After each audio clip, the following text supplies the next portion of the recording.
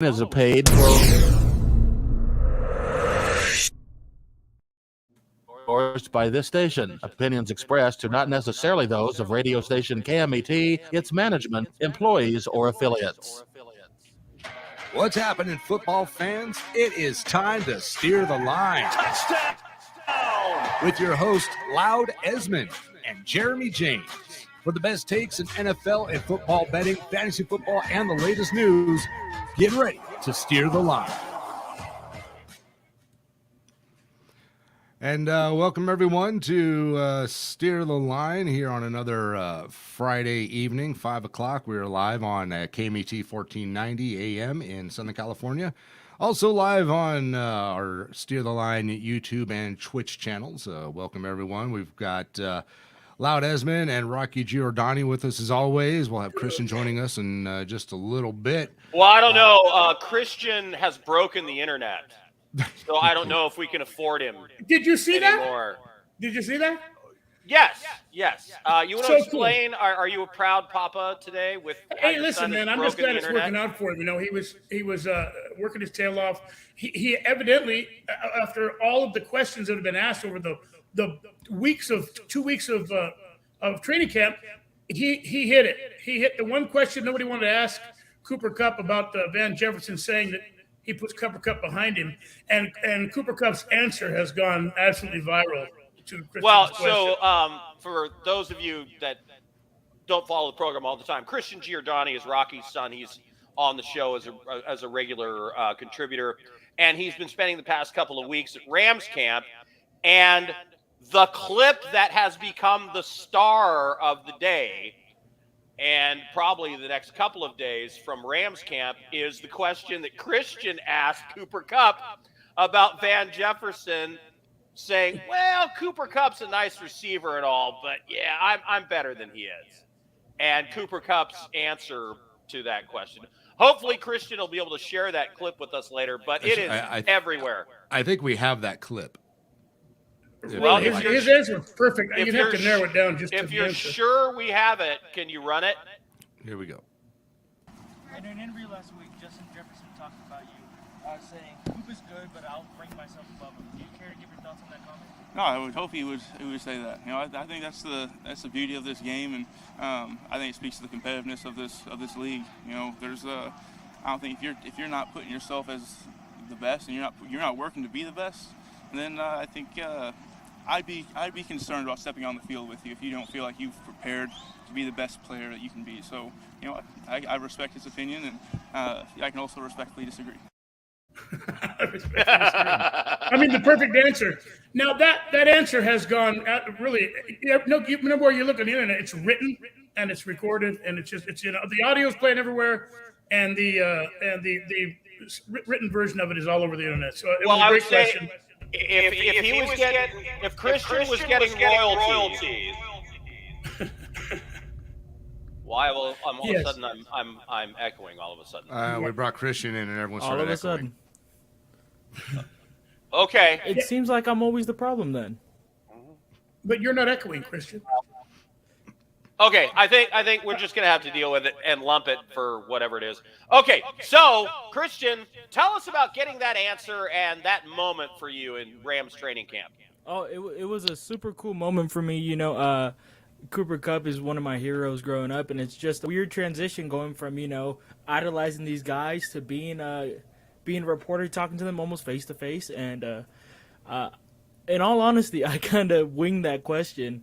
When I saw him on the podium, the only thing I could remember was scrolling through social media and seeing Justin Jefferson talking about ranking the wide receivers in the league, and he ranked himself above Cooper Kupp. I think he ranked Devontae Adams above him, though, which is concerning.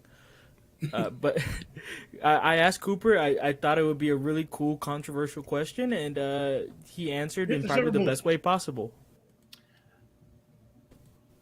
And before we get into anything else, Lou, I need to correct you. Last week you called me 5. Oh, I'm sorry. Loud. I need to correct you. You called me 5'10" last week. I'm 6'1", dude. 6'1". Sorry, 6'1". My bad. You just look compared to 5'11" NFL players, everybody looks small. Yeah. All right. So congratulations to Cristian Giordani for breaking the internet. And by the way, I have seen tons of stories based on your question where they're giving you no credit at all. Right. I have that interview right here if we want to run it. Oh, we With did. the Just ran it. Yeah. All right, go ahead. In an interview last week, Justin Jefferson talked about you, saying, "Hoop is good, but I'll bring myself above him." Do you care to give your thoughts on that comment? No, I would hope he would say that. I think that's the beauty of this game, and I think it speaks to the competitiveness of this league. There's I don't think if you're not putting yourself as the best and you're not working to be the best, then I think I'd be concerned about stepping on the field with you if you don't feel like you've prepared to be the best player that you can be. So I respect his opinion, and I can also respectfully disagree. Respectfully disagree. That was it. That was the Let's, whole deal. That was it right there. Let's talk about the elephant in the room when it comes to these receiver rankings, and that is the WGB factor. Care to explain? White guy bias. Oh, right. In other words, so I'm watching a show this morning, and they're talking about the Raiders and their trio of wide receivers, Devontae Adams. They lumped in the tight end as a receiver. Of course, he is. Darren Waller, very good. And Hunter Renfrow. And the guy talking about the story was a black guy, and he said, tellingly, Hunter Renfrow, he doesn't look like it, but you just can't cover the man. He's faster than you'd think, and and I immediately went to, he's short and he's white, so therefore he can't be a good receiver, right, Jeremy? Surprise. Yeah, I mean, that's kind of the assumption over the last number of years. I mean, you could take it all the way back to Don Beebe. It's probably one of the first ones that people started saying that about. It's like, oh, look at this white guy actually being able to catch and run. Who knew that they were athletic sometimes? You'd think it would have ended with can jump. And then who was the receiver that played for Seattle for years that was really good but kind of tailed off at the end? Yeah. Oh gosh. And then Fred Biletnikoff is one of the greatest receivers of all time. Ever. Fred Biletnikoff looked like he played in rec league softball, honestly. I mean, he did looked not. like a gas station attendant. Yeah, he did. I mean, he did not. Yeah, he did. And then he's got stickum smeared all over his body. He's catching the ball with his elbow and the top of his helmet and everything else. He's one of the greatest receivers ever. Steve Largent. There you go. Steve Largent with Seattle, great receiver for years and years and years. But there's the damn WGB, the white guy bias. It's a surprise when a white guy can catch a ball and run with it. I just still Well, haven't tried it. okay, so So good. it annoys me. You can't have it both ways. You can't say African-American quarterbacks get treated poorly and be on a national commentator on football shows and then show bias against white guys that play skill positions. I mean, nobody seems biased against Rob Gronkowski, but maybe that's because he's an honorary person of color or something, right, Rocky? Yeah, Rob. Yeah. And Joe Burrow, by the way. Right. He's also honorary, yeah. Yeah, I don't know how you I would love to achieve honorary person of color status. But I don't think it's in my future. But it's a weird bias, isn't it, Jeremy? It is, but it's more of a one-off laugh. It's a joke. It's a meme at this point. The white guy receiver, but it's been proven wrong a number of times. And Cooper Kupp is a top 5 wide receiver in this league, and you can't argue that. I don't understand why Hunter Renfrow. See how we brush it off, like Jeremy just brushed it off? Yeah. How can we brush it off? The squeaky wheel gets the oil. If we all went out and protested, it would stop. Well, no, we wouldn't get covered. That's a football. They'd arrest all of us because we're Put your ass under the jail. Yeah, exactly. I don't care enough profoundly speak on the subject. Yeah, I completely agree with it. Who in Couldn't their care right less, mind? to be Who in honest. their right mind does? That's If you can play ball, play ball. Yeah, right. Here's the question. Hunter Renfrow had the second most yards from scrimmage. Third most yards from scrimmage by any receiver in the NFL last year. Yeah. Yeah. He had an insane season. Why is he not listed in the top 10 of receivers? And by the way, while we're talking about Devontae Adams, his presence. We're not talking about Devontae Adams. Yeah, We're talking his We're presence, talking about we're not Devontae going to Adams. answer Lou's question. We're just going to go to Okay. Rocky's side his subject. presence on the Raiders is going to give You, Hunter Rocky. Renfrow Rocky a needs- lot more latitude. Believe me, Hunter Renfrow is going to see a lot more open routes now that they got Devontae Adams out there. Yeah. Okay, can we answer? Renfro's going to blow it up. Yeah, the reason why it's his 1 year. He did it one year. Yeah. You know, and if he can do it again, and he can prove, you know, he's gotten better each year. He broke 1,000 yards. How many he did years it has in Jamar Chase played for? what's One, but Jamar Chase is just Jamar that Chase good. played for how many years? One. And But- he is listed in the top But 5. he's a- All I'm yeah. gonna say, who You're made it to the greatest Super ever, yeah. Bowl? Who made it to the Super I mean, Bowl? he blew up as a rookie. He did more as a rookie than Hunter Renfrow has done in his career almost so far. So I understand Yeah. that. But Hunter Renfrow is making a name for himself. He's coming up, and he is considered by many one of the, if not the best slot receiver in the NFL right now. But being the best slot receiver is not going to get you up in the top 10 with the outside guys that catch over, 120 balls and 1,500 Although yards. you had the third most yards from scrimmage as a receiver last year, you don't crack the top 10 this year. Look, no one denies Hunter Renfrow's talent and amazement. He's a great not slot a star. receiver. But he's not a star. He doesn't bring the star factor, and that's honestly what these rankings go to. The ratings don't go to him, and whether he's a Raider, that goes into it, it doesn't matter. He's going to be top 10 at the end of this year. I guarantee He'll be a you. bigger He will be star. at 10. He'll be a bigger star at the end of this season because more Yes. eyes are going to be there with Devontae. People will Exactly. see just how skilled he is, he will and every see time more routes Devontae and open Waller to are him. covered, And by he's the going to be way, open. So this guy's not just a good slot receiver. He's one of the best route runners in football. And that's the truth. Hunter Renfrow can run a route as good as anybody. I know Devontae Adams runs the best routes ever. But besides the fact that he's a great route runner, with the presence of Devontae Adams now, they're going to be doubling Devontae, and Hunter Renfrow is going to be your poison, bro. I don't know how teams are going to scheme to cover Devontae Adams, Darren Waller, and Hunter Renfrow. I just don't. I don't know how they're going to do that. Now, speaking of the Raiders and disrespect, so last night the Raiders in the Hall of Fame game, and the first cut they go to the Raiders owner box. Mark Davis is open mouth chewing a chicken wing. Come on, man! hey, Attaboy!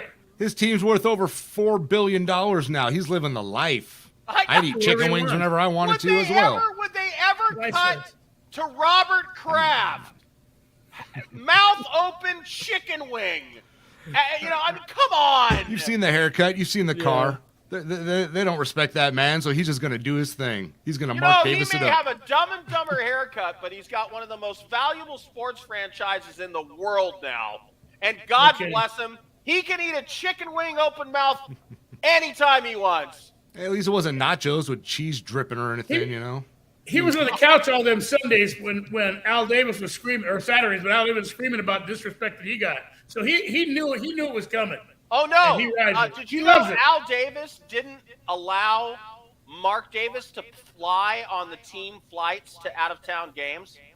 He had to fly himself on a airline. Commercial air. Dad would not let him fly with the team. That was a weird one. They had a weird relationship. His very strange relationship. We All got right, some football to let's talk. go to the game then. Jeremy, last night football returned in the NFL Hall of Fame game. Of course, there's a delay to get the game started. Yeah, of course. And the broadcast drove me nuts because they kept going away from the field for like 5 minutes at a time to interview people who haven't played football in 75 years. But on the field, watching the Raiders and the Jaguars, what are your thoughts?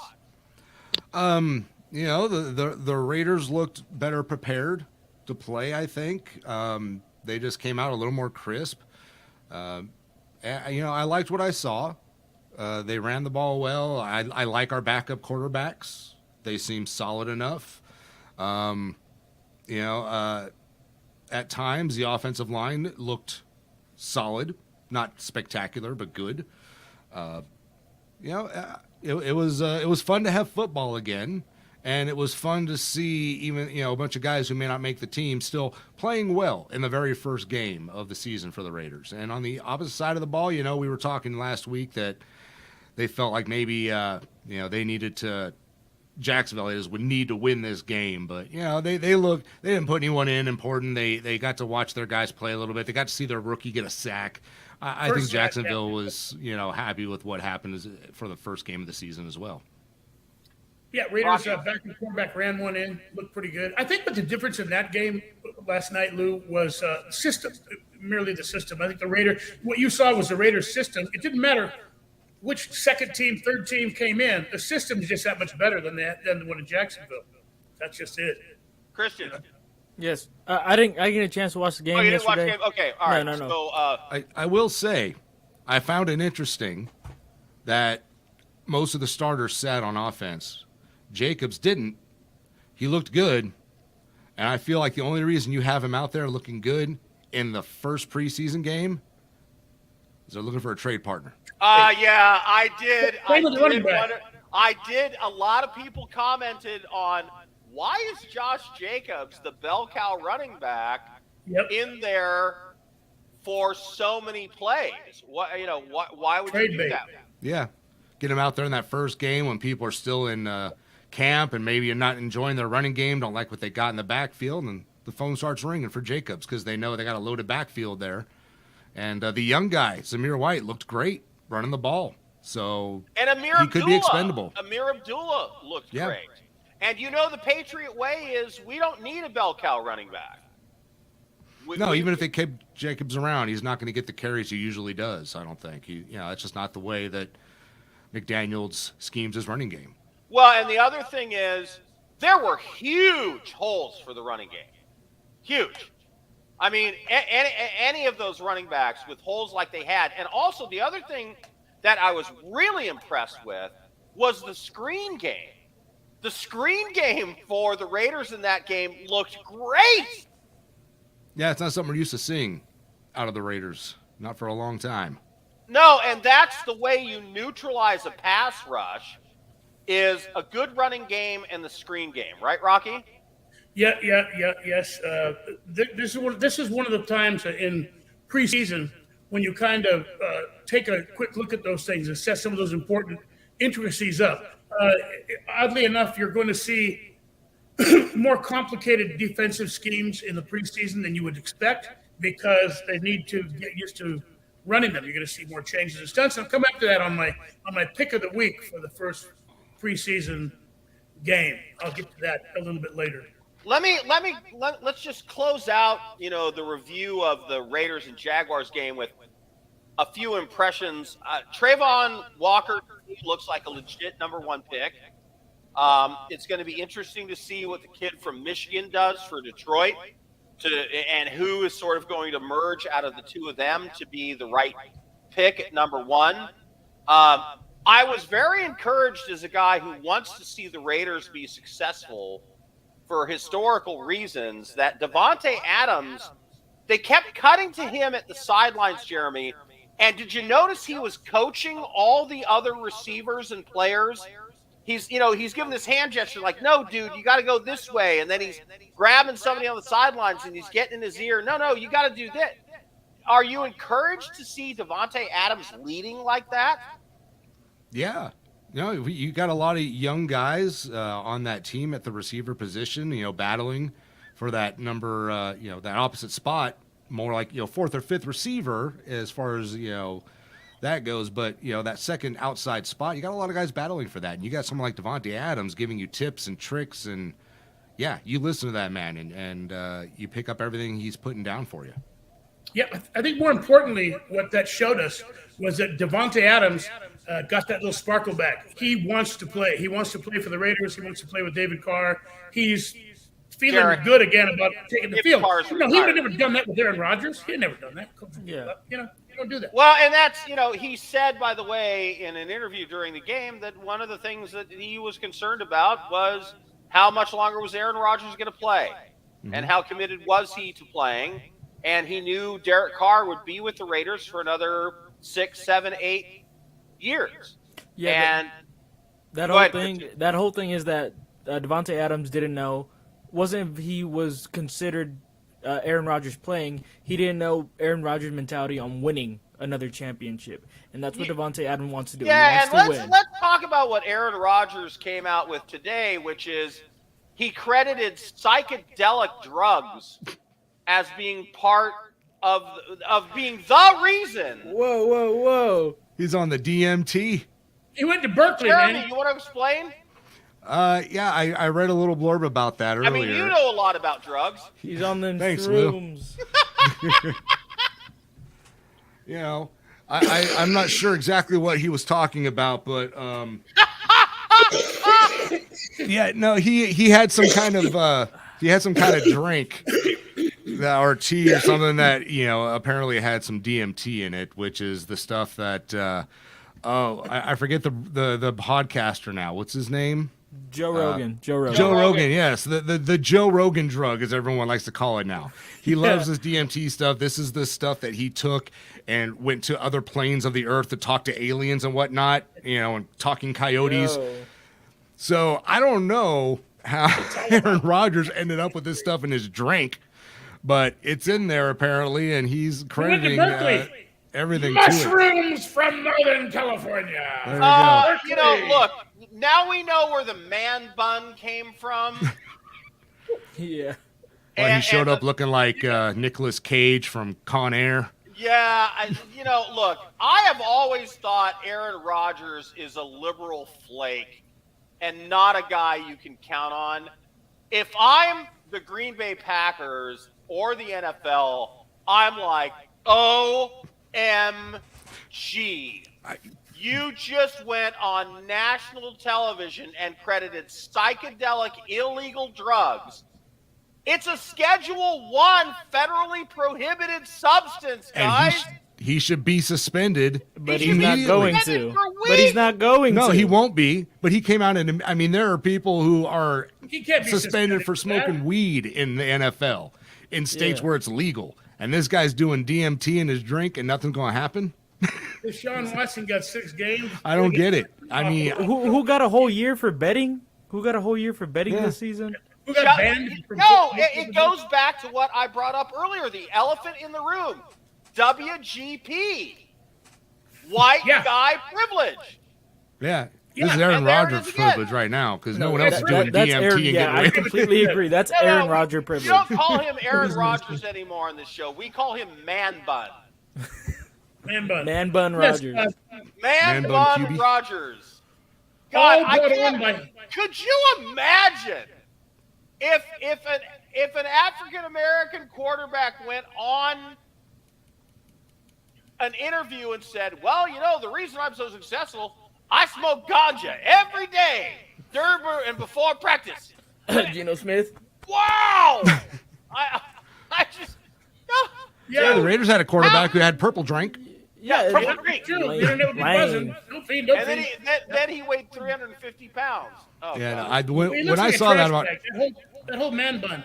It's a when I saw trash that about bag. Aaron Rodgers, I was shocked Inspired by a trash bag. that he said it out loud. He said the quiet thing out loud, and he's not going to get in any trouble for it. And The real thing about it honestly, he is, the real thing about it is, it wouldn't matter if it's a veteran quarterback. Actually, no one cares if quarterbacks smoke weed now. No one cares if they do these things back in college. But if it's a rookie coming in or a young guy who's still unproven, someone who's not a big name in the NFL, of course they're gonna get suspended and fined and all this stupid stuff. Yeah, he's And Aaron Rodgers. No, He's yeah. Aaron Rodgers. He's gonna Yeah. get that. He's gonna get the pretty privilege. Yeah. He's Moving Aaron on, moving Rodgers. on. He's old. He's a superstar. Let him do his thing. Yeah, We I don't even like any- Aaron Rodgers. Next I subject. don't like anything that comes out of Berkeley. All right, Rocky, you and I, before the end of this program, my best bet for next week, NFL preseason bet, Baltimore Ravens -5 against the Tennessee Titans. And here's why. You know who the king of the preseason is? in the NFL. John Harbaugh is 40-12 in preseason games. Most coaches that are active in the NFL are around 500 or under. Harbaugh is 40-12. He's won 20 preseason games in a row. If there's anything like a lock in preseason, I'm taking the Baltimore Ravens -5 against the Tennessee Titans. You know why? Not only does John Harbaugh love winning preseason games, the other coach on the other side, Mike Vrabel, despite being a constant in the postseason, is 4-7 in preseason games. He has a losing record in preseason, and the first game they play is against the Baltimore Ravens. And the Ravens have a better defense and a lot, and this matters a lot in preseason NFL betting. 1 minute. Backup quarterback room look like? And in the case of the Baltimore Ravens, Tyler Huntley and Brett Hundley are your backups. And in case of the Tennessee Titans, it's some guy named Logan and then a rookie, Malik Willis. So can they cover the 5? You bet. Rocky, quickly, 60 seconds. Your best bet. I took the other game, the Patriots and the Giants. The line moved a little bit. Patriots -1.5. The system will be the difference in that game. Doesn't matter if they take the field. New season. See, the New England system will just beat down the Giants system, and the Patriots will win that one to cover the spread easily. I don't want to stay away from the teasers, go with the parlays, stay away from the over-under. It's only 39. Lay the 1.5 and bet the Patriots. All right, Jeremy, take us out and transition us over. All right. Thank you, everyone who's listening on 1490 AM KMET in Southern California. We are out. Join us on our YouTube or Twitch channels. Just search Steer the Line on either one of those platforms and continue listening to the rest of the show. We'll see you guys next week. Go Raiders, go football. Go Rams. All right, we are out on KMET, still going live here on YouTube and Twitch, and we're talking preseason betting because, there are people out there who can't stop betting even during the preseason for some reason. So. Are you saying I'm addicted or compulsive? Because I have no problem with sports betting. I do a form of it with fantasy football every year. It's just when it comes to preseason, I'm like, you going to bet on backups? You're really going to bet on backups? Meaningless backup games? Are you talking practice? Oh, practice, man. You're betting on. Who talk about practice? Who talk about practice? All right, if you're going to bring it up, I'm going to point some things out that are important about preseason NFL betting. And there are a couple of things that I think are the most important. Number one is what is the coach's tendencies when it comes to how to play preseason? Most coaches in the NFL hover around 50% or slightly under for preseason. But there are some coaches that are decidedly different on both sides. Some established coaches that have lost a lot in the preseason. Some established coaches that have won a lot in the preseason. John Harbaugh with the Ravens has a record of 40-12 in the preseason. Bill Belichick, it seems pedestrian, but 49-36 when most coaches are around 50% is significant. Robert Saleh of the Jets, undefeated. Mike Tomlin of the Steelers, 34-24. Pete Carroll of the Seahawks, 26-17. Sean McDermott, Bills, 10-5.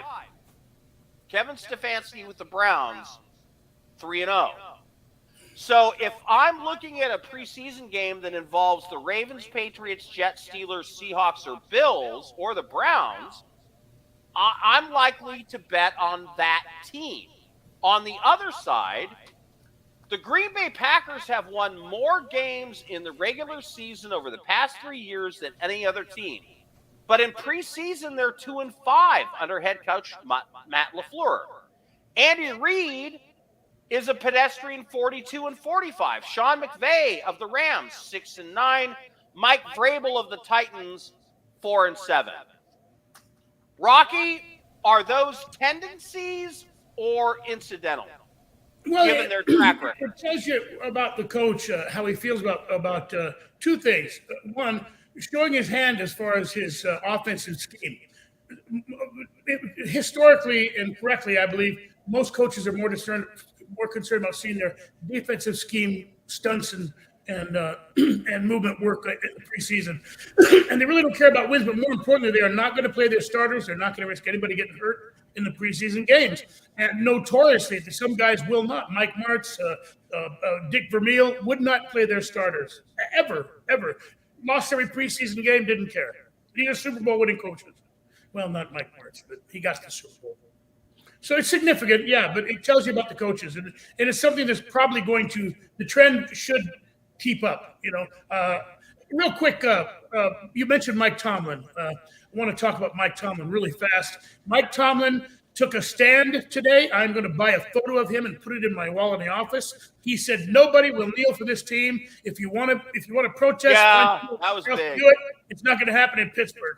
Yay, Mike Tomlin. This should not be an issue in the NFL. Shouldn't be something we're talking about ever. End it. All the coaches end it, and let's talk about football. And it's not the place for that. Not the venue for a protest like that. I don't want politics in my sports, I guess. Period. Is Period. What and you were I saying. love it. Was never a Mike Tomlin fan. I love Mike Tomlin. I got to buy him a photo anyway. So Lou, really quickly about that preseason game that I just touted on the first half hour of the show. Really quickly, I think I'm taking the New England Patriots to cover the 1.5 spread against the New York Giants. And I said briefly, it's because of the system. You're going to see the defensive system. Belichick is going to come out and run. You're going to see a lot of stunts and a lot of movements. It doesn't matter if they're blitzing or not. You're going to see a lot of defensive schemes that are going to be might look a little confusing, but they're not to the Patriots. And this is what he wants to dial in the preseason. And he won't start his starter, but he also, remember, he's a second-year quarterback. He wants the team to go into the start of the first game with some confidence. So he's going to try to win without getting anybody hurt. I think they'll win very handily on Thursday. New England -1.5. You got it. Okay. So my best bet of the week is the Baltimore Ravens -5 against the Tennessee Titans. Rocky just put out his. Cristian or Jeremy, do either of you want to weigh in on a preseason game next week that you are absolutely sure you've got dialed in? Don't bet on the Rams. Do not bet on the Rams. They never put in their starters, and even when Sean McVay said it himself in the press conferences earlier. They don't play next week. They don't play next Friday. Then what am I talking about? Really, with Thursday game is all we care about. Yeah. Next after Friday, we can talk about all the other games. Actually, one more pick I really like preseason next week.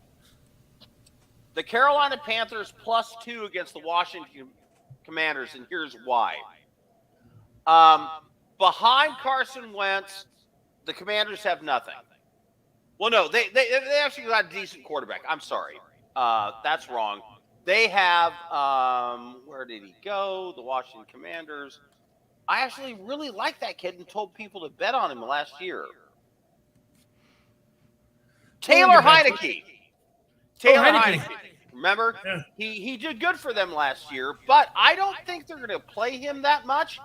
And there's a quarterback competition in Carolina between Baker Mayfield and Sam Darnold, which means I think Mayfield and Darnold are going to play very significant parts of the game, maybe all the way up until into the fourth quarter, to see who they think is the quarterback that they want. And therefore, that's one of the things you have to look out for in preseason. Are there teams that have really good backup quarterback situations? Like the Buffalo Bills, Case Keenum is good.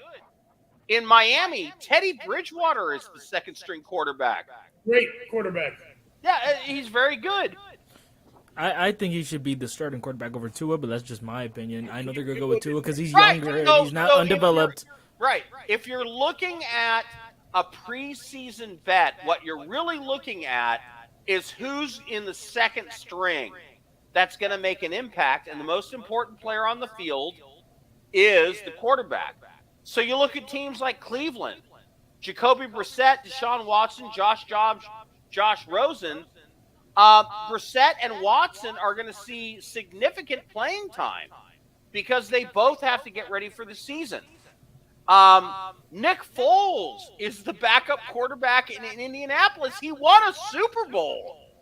Who would want to bet on him in the preseason? So if we're saying that what you're betting on in the preseason is the coaching tendencies and who is the second and third string quarterback, there are certain teams you can look at and go, well, you know, the Bills, the Dolphins, the Browns, the Colts, the Giants. Tyrod Taylor is the backup quarterback for the Giants. He's a really good backup QB. In Philadelphia, Jalen Hurts, Gardner Minshew, Carson Strong. Who doesn't like him as a backup? And then, like I said, in Cleveland, Baker Mayfield, Sam Darnold are going to be fighting for who gets the starting position. Both are going to be fighting it out. I think they're going to put points on the board. Okay. I'm off my soapbox. Yes, sir. Rams report. Yeah. So the most concerning thing this season coming up is that Matthew Stafford has an injured elbow, and we don't know the time period he's returning. Obviously, Van Jefferson going down is a big loss for the Rams. He was their number 3 option, but the biggest name right now in LA since that happened is Tutu Atwell, and I personally interviewed Tutu earlier yesterday actually, and he seems very confident. He seems very, ready to be that third guy in that offense, and I don't think it would faze the Rams that much if Tutu steps up with Jefferson down. And, if Tutu steps up and becomes even the number 2 option in front of Allen Robinson, but I highly doubt it. I think he's still going to be the 3. Van Jefferson could be out of a job in L.A. and could be trade bait in the midseason to get another guy, a tight end that might replace Higbee or another wide receiver that could be compatible for Matthew Stafford. But with Matthew Stafford gone and the elbow down, we don't know when he'll be back. They say they'll be back before week 1, but he's not throwing at all at training camp. He's not having any he is throwing, I'm sorry. He's having slight catches offside of the field, but no in-game practice. No throwing to his receivers, no play calling, nothing insane. So the Rams have an even bigger concern. First, I want to thank Cristian. I was supposed to do the Rams report today, but thank you, son. I can just sit back now, and you said it all. I was there. Who is the backup in Los Angeles behind? I can't. John Wolford. It's some guy named we can't even remember what his name is because he's John Wolford. I mean, how much you've been there at camp? You've kind of been around this. What's the sense of worry there? Because they're saying that he's got an injury that is really odd for a quarterback to have pain where it is. Yeah. So it is how bad is it? I know the injury. I know the injury myself. I've had it. It's a baseball-related injury more than anything. If you've ever seen the movie Moneyball, it's what ended the career of the catcher. Yeah. That they put at first base, correct? Chris Pratt, yes. I just saw that movie yesterday too. It's one of my favorite movies, but I can't remember the name. Me too. I love it. Yes, but it's a very common injury, and it is. You've thrown your last ball from behind home plate. But it's a very common injury in baseball players. Depending on the extent of it, how bad of a tear or a pull, I can't remember the exact problem it is with his elbow. It could depend on. It could be a lingering injury for almost the entire season that could hinder his throwing. Almost how Baker had it with this torn labrum on his opposite shoulder. It hindered all season, and his value just plummeted. So it could be a really, really big concern for the Rams, and their backup QB is not what you want to be starting. So if I were the Rams, I would be shopping for a guy like Jimmy G if he's cut. That was my next question. What do you think how far into the preseason do we get now before they start to worry? And do they go with someone like Jimmy G, or do they maybe, whoever doesn't win the competition in Carolina, perhaps, or something like that? I mean, where do they go? How big of a need is it going to be? Because it's a price for Jimmy G and a price for another backup is going to be different. You know who the quarterback is that he should pick up? Is Jason Stidham. No, but the Jimmy G situation is Jimmy G situation. Me and Rocky were talking about this all. Me and Rocky have been talking about this all week. If we should trade for Jimmy G or wait for him to get cut, and that $26 million is too much to handle for us. Even when we take half, they can't even pay the payroll. Matthew Stafford's tendonitis is basically an inflammation of a connecting tissue, a tendon. It's inflamed. They're gonna whatever legal anti-inflammatory he can take. They're gonna juice it with him before a game and after practice, and he's gonna have to tough it out.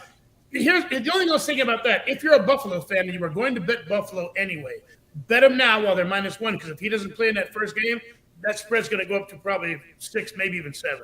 So if you're a Buffalo fan, you're going to give up the 1 point anyway, then do it now, because if Matthew Stafford doesn't play, that's money, baby. All right, we have a couple of clips from Rams training camp. We really should play. All right. So let's do that, Jeremy. Well, do you want to intro those, Christian? Tell us what's going on. Okay, so right here, we're going to go first with David Long Jr., who had an interview with Rocky a few days ago, who is the owner. Oh, actually, you could just hear yourself. Go ahead. Right about Rocky now. Rocky Giordani, ABC News Sports, KMAT 1490 AM. I'm here with David Long Jr., the owner of the world's the shortest pick six in the history of the league, man. David, how you doing, buddy? Good to meet you. How you feeling? I'm feeling great. For training camp, but healthy and just glad to be back out here with the guys.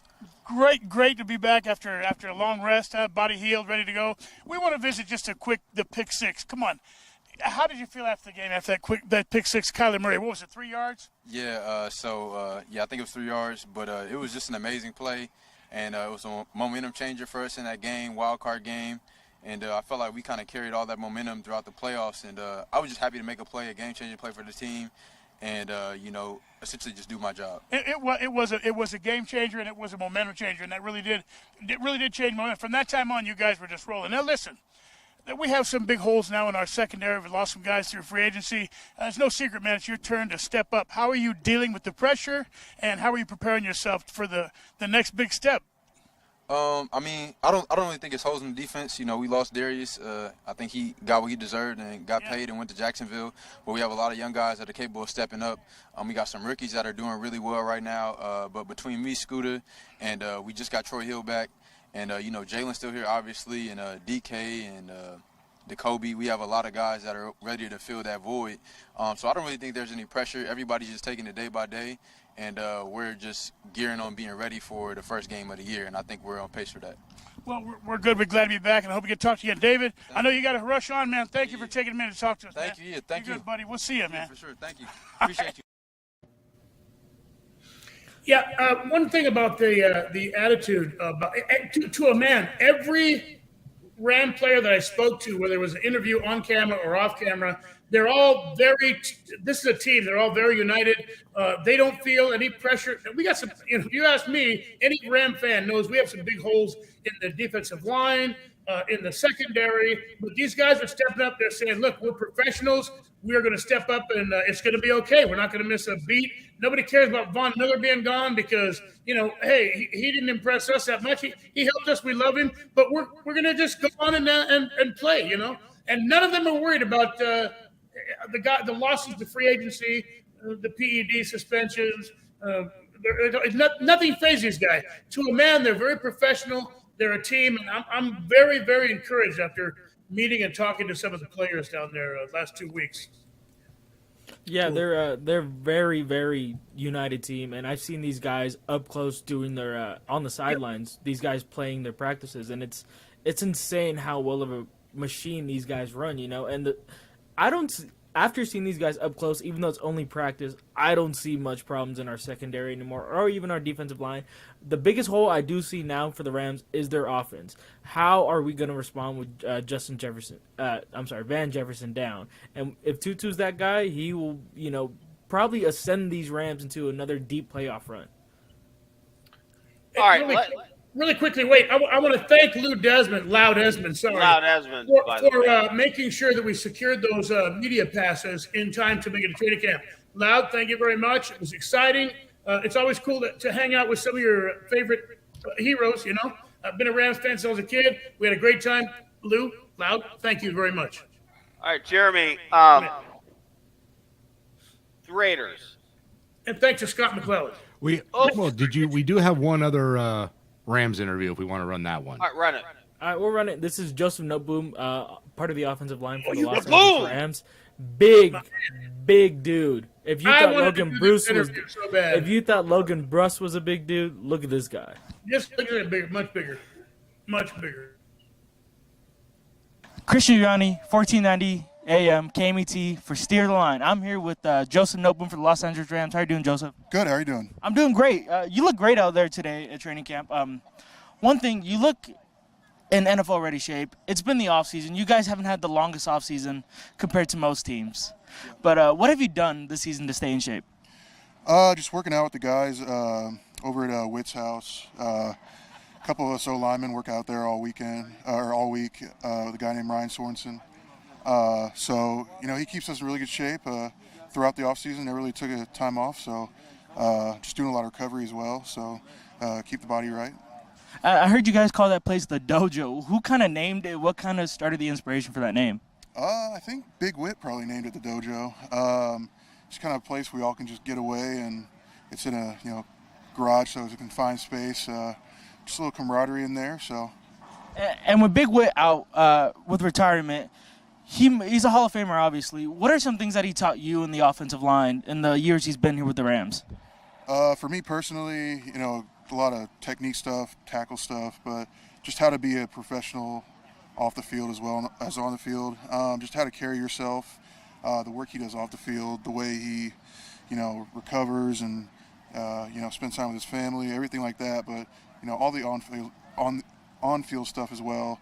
He, loved answering questions and, made us feel comfortable going to him with whatever we had. So. And one last thing. I know you probably heard this question a million times before, but besides for the love of a game, you must not enjoy getting smacked in the face by these defensive ends all the time. What's the real reason you lace up your cleats and step on these field almost every day? It really is for the love of the game. I have a huge passion for it. It's all I think about. Just the love of the game. I love practicing, love getting the chance to work on stuff that I, needed to work on from last practice. Get another chance at it, and just being around all the guys and the coaches, and it's such a great atmosphere here. So coming to practice every day is fun. All right. Well, thank you very much, Joe. I hope you have a good season this year, and I wish you best.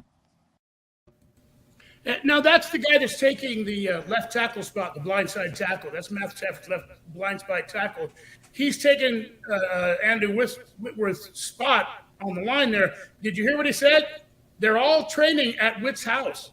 Witt's taking these guys. He's taken this guy, especially Noteboom, under his wing and really schooled him for the last few years because he knew he would be their new left tackle.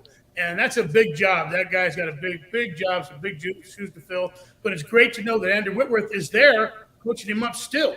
And one giant thing I got from this interview is I was going to talk about Andrew Whitworth's possible return, and the Rams did not okay those questions. They said they do not want that part of the media. So what is going on with Whitworth? Maybe a return back to Rams as a player? It could be very interesting. I don't know. He's there every day. They can't get rid of him. He's there every day. Yeah. I might as well lace him up, dude. All right. Now. It is all kind of fascinating. I will throw this out.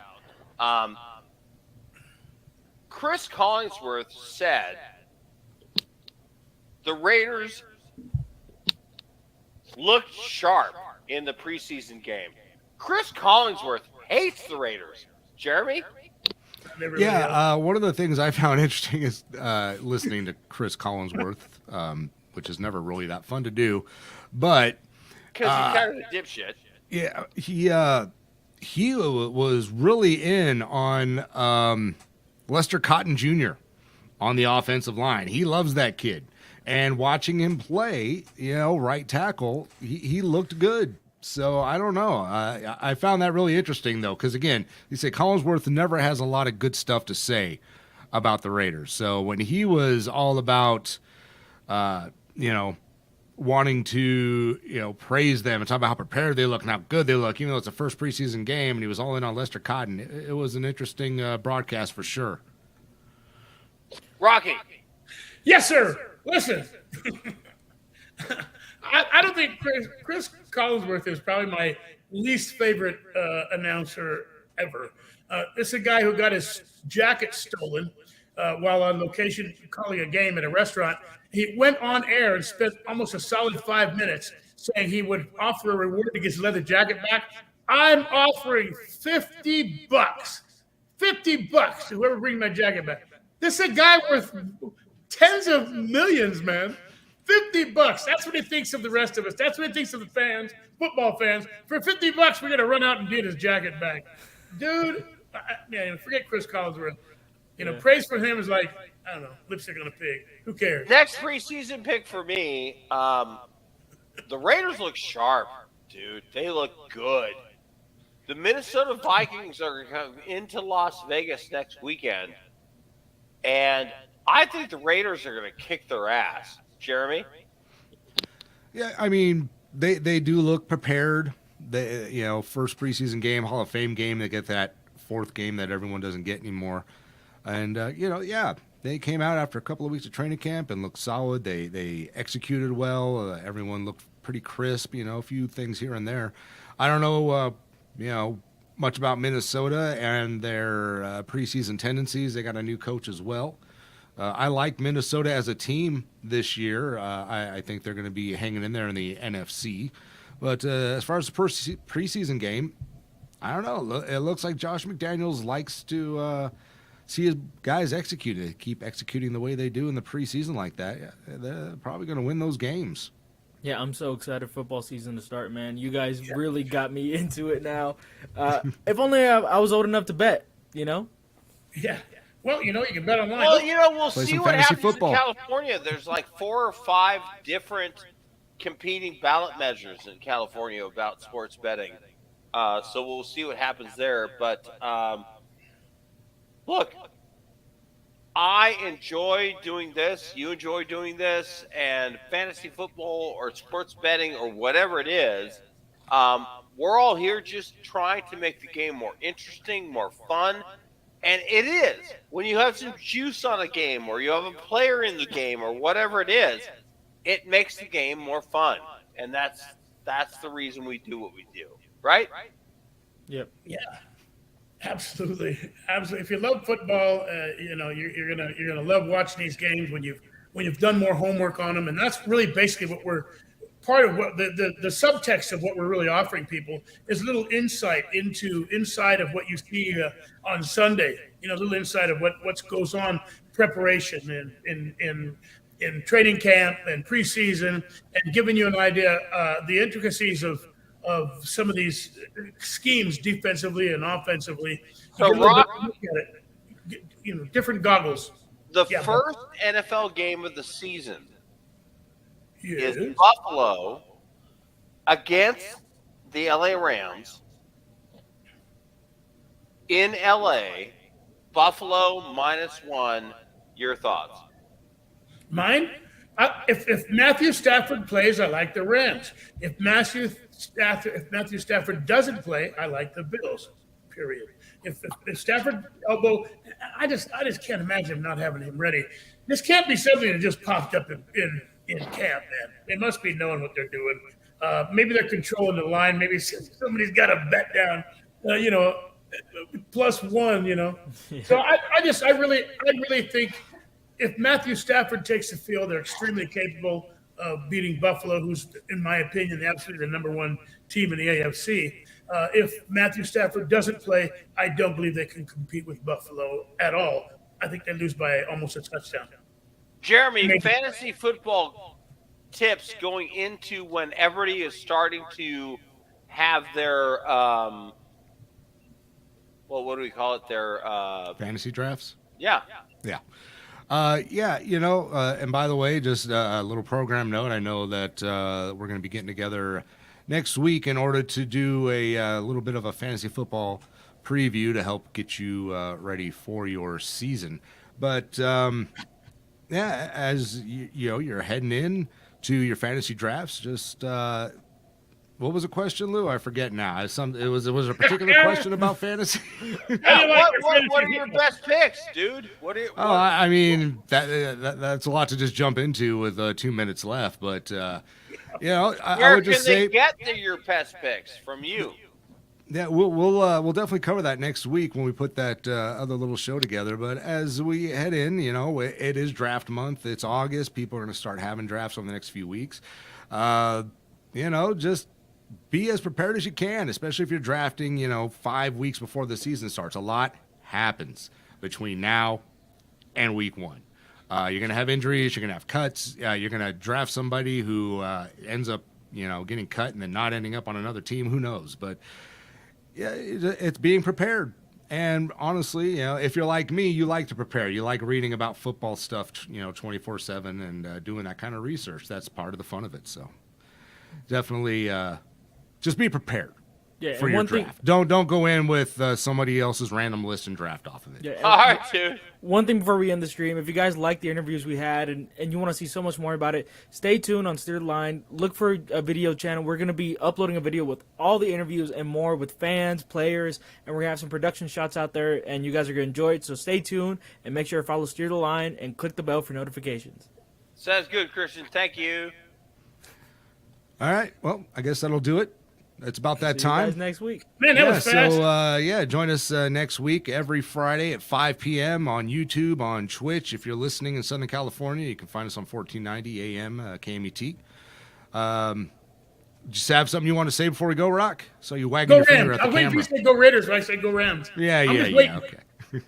All right, guys, we'll catch y'all next week. Go Raiders. Go Rams. Wait. One more thing before we leave. Thank you to the Steer Line production for letting us get these field passes. It was a great time, and it was a great birthday for me to be on the field over there. I celebrated my 20th birthday over there. So thank you guys from everyone Steer Line, and go Raiders, go Rams, go football. That was fist bumping Aaron Donald, right? See you next week, everyone.